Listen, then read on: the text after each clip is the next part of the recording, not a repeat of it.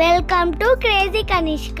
ఈ రోజు మా నాన్నమ్మ మామిడికాయ పచ్చడి ఎలా ఆడుతుందో చూద్దాము. ముందుగా మామిడికాయలు తీసుకొని కరిగి తుడుచుకొని ముక్కలు ముక్కలు కట్ చేయాలి. దానికి కావలసిన పదార్థాలు కారము, ఉప్పు, ఆవాలు, మెంతులు, జీలకర్ర.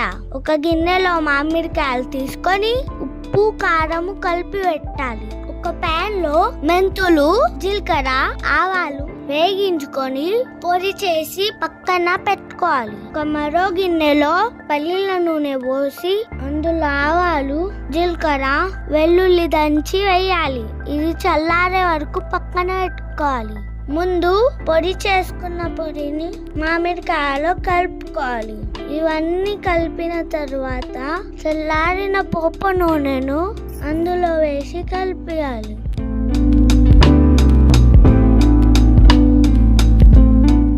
ఇప్పుడు ఒక గ్లాస్ జార్ లో లేదా ప్లాస్టిక్ జార్ లో ఆ తొక్కు తీసి పెట్టుకోవాలి. 3 రోజులు మూత పెట్టి ఊరనివ్వాలి. మామిడికాయ పచ్చడి రెడీ అయిపోయింది.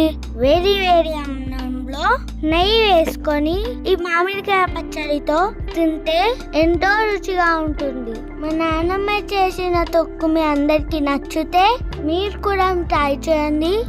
అండ్ నా పేజ్ని లైక్, షేర్, సబ్స్క్రైబ్ చేయండి. Thank you.